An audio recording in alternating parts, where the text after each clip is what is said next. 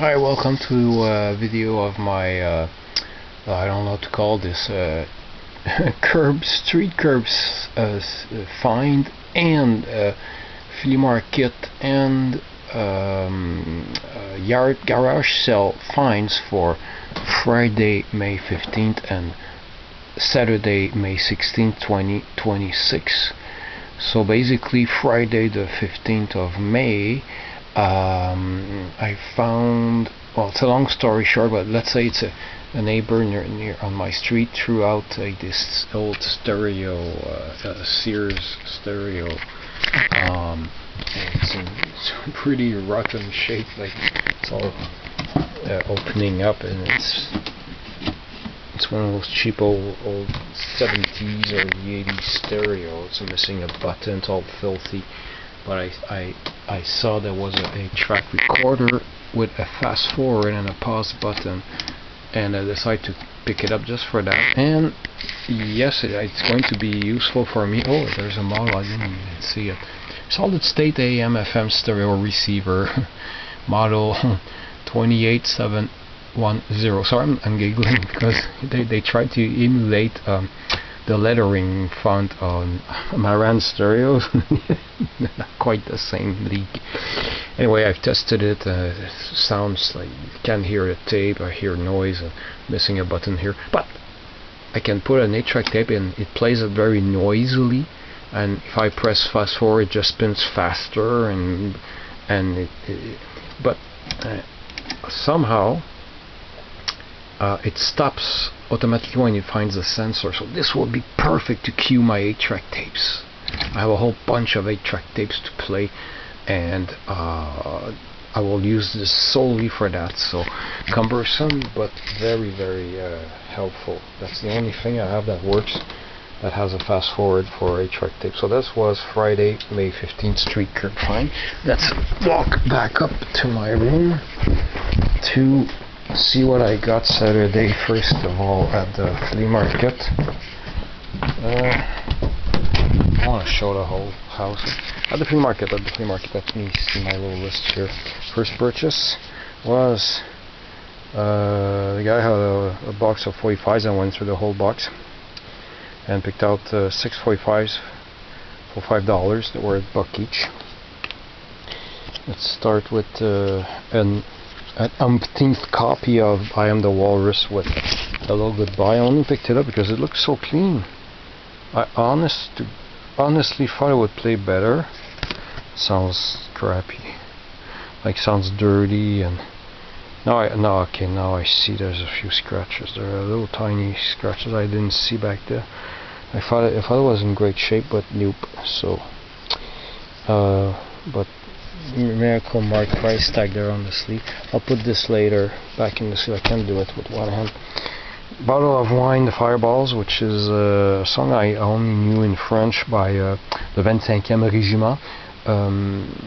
C'est bon signe. Anyway, a bottle of wine, the Fireballs. I have a handful of LPs by the Fireballs. Can't You See I'm Trying? Some pretty hard to find French, Canadian and French singles. Here, Les Phénomènes, Tout ce qui brille, cover of Sugar and Spice. On this side, Le Dernier Train pour Clarksville, Last Train to Clarksville. It's not worth that much. Of course, it's a little bit scratchy.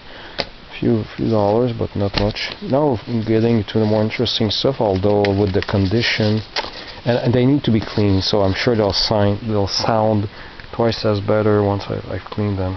I don't have a machine yet. I'm very, very careful about like picking the right cleaning machine, but I'll just use hands and cream soapful hands and water under the tap, the faucet, and my fingers, and that's it. Les Fauves by Cléo. Et moi et toi et soi. Now, Les Fauves is on the I keep forgetting the damn title. Ultra Chicks Volume 1, Flea in the Garage. Those who know that CD series, it's a bunch of vinyl rips of really cool 60s female singers, pop, yee and stuff like that. I think it's one of the first tracks of the CD there. So as soon as the title sounded familiar, I picked it up, and yeah, it's worth maybe $15, but I have to check how much this copy is worth. Just to say that, oh, this record is not garbage, you know, that despite the condition. Like this one here, La Fille du Soleil, Christine de la Roche, with La Porte à Côté. That one, well, it's pretty beat up. Yeah, I have to clean it up to see if it plays better, but it could go up. A VG copy got sold for $15. And this is pretty rare. Les Napoléons, Quebec 60s pop rock group band. They only released one LP, and which I have 3 copies of, and 245s. One of the 245s, the 2 tracks are on the LP, but not this one. Nous les jeunes, les Napoléons. Mon amour est plus fort que tout. So I'm really glad I have the entire discography of the Napoleon on vinyl now. Although I don't have the single that came off the album, but I don't need it. I have the album 3 times. So $6 for those 5 records. After that, I went to another table that has some LPs. I should have passed. But I don't know why, another copy in mono of Hank Williams' Greatest Hits, but I think I already got a mono copy. 14 of Hank's Greatest Hits. Sounds not as good as I thought it would. This one I was at first happy to find, then I was pissed off because it's fake stereo. Why isn't it in mono? And there's something wrong with the first track. I still, looking at it, I have to figure out if it's somebody who played it with a very heavy arm, or if it's a mastering issue, or if somebody played the pressing plate, they tested it with an arm too. I don't know. When I look at it, yeah, it's probably just, yeah, I don't think it's a mastering issue. I think it's somebody who played with a really heavy arm and destroyed the first track. But the cover gave me an insight of what exactly are the Luke the Drifter recordings. Because make a long story short, a few years ago I bought an album of 78s with 12 78s in it. I removed one of them, not knowing that Luke the Drifter was Hank Williams. The 11 other 78s were pretty good condition 78s on MGM of Hank Williams. Got the album for $5, but I removed the Luke the Drifter 78 and left it behind. Stupid. But now I'm not as upset, because when I looked at what it is, I was like, okay, it's not as interesting material as I thought, but it's still a cool record to have. And I was curious, didn't play it yet. Authentic Newfie Jokes recorded live, one of a Riot series, 1976. When I was a kid, my dad bought a Newfie joke record, 200 histoires de Newfie by Louis-Paul Allard. And it's the first time I see a Newfie joke record, but in English. So I was curious. So they were $1 each, $3. So nothing, no big loss. After that, I have to keep going. I'm trying to cut down on my talking. Bunch of CDs, various prices. The ones I picked were $5 each. Managed to get the 4 CDs down to $18. So that's $4.50 each. So we have the Thunderbirds original television soundtrack composed by conducted by Barry Grace. Somehow he had 2 copies of this one. I got the better copy. And the same thing, volume 2. And we have Thunderbirds Are Go movie original motion picture soundtrack. And you had Captain Scarlet. So I got so far I've only listened to part of the first CD. It's really good. I love it. It makes me wish he had like Fireball XL5 or Supercar. I don't know if they exist. CDs exist or not. But I got these 4 CDs for $18. So I'm pretty glad. Good value. Here another guy had various things. Just a few books, a few records, other interesting things. So I saw this box set. I removed the records, the contents from the box because it's fragile, starting to split. Fernandel, Les Lettres de Montmoulin. He reads some Alphonse Daudet stories, and I already have a whole series of 10-inch LPs. Made me hesitate to buy this because I said I have to remove that post-it, that $10 post-it there. It's not really not good for the cover. And inside I removed the contents. We have this book, or booklet, that gives a lot of insight on who Alphonse Daudet was. I browsed through it really quickly and really interesting. And even the small text about Fernandel himself gave me I've learned something. So that's a very there we go. Alphonse Daudet talks about Fernand Constantin and his I can't translate that, but they explain where the name Fernandel comes from. It's a nickname.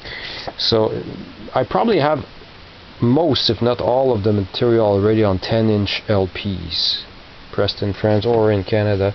But these 6 LPs are in pristine condition. They look like they've never been played. I didn't want to pay $10, but I got on another table on the same seller had some books, and I found this interesting La Bolduc, La Vie de Marie Travers, Mary Travers. She's a big legend in Quebec. She was one of the first original singers who wrote her own material and made a whole bunch of 78s starting around the start of the Depression, and she passed away in 1941. Her records are collectible. I collect 78s by La Bolduc. I don't have many. I have a small stack. She made enough 78s to fill out 4 CDs because I have one of the 2 complete box sets. Two different labels released her work. So I got this book, and he said, how much? I said, is $3 okay? And I think he said, yeah. And I said, what if I combine this box set with the book? And he asked for $10. I said that's exactly how much I wanted to pay. So $3 for this and $7 for these 6 records. I think that was a good deal. I'm glad I got this. Then I got upset when I saw stereo. I said, oh crap, I hope it... So it's basically just in the mono recording, but with a little bit more bass on one track, a little bit more treble on the other one. So it's not the end of the world. At least there's no echo on it. Moving on, because the video was already getting too long. After getting these 2 things for $10, I found... What? I can't read myself. $12. Whoops, I skipped something. It's not okay. Let me get them in the living room. Uh-oh. I skipped that part earlier. I don't want to start again. Where are they? Uh-oh. Oh, I think they're on my desk. Sorry about this intermission. There they are. Completely, really tired, so I make mistakes all the time. So a guy had a whole bunch of comics. I've checked, and I had a stack of comics. Didn't find anything.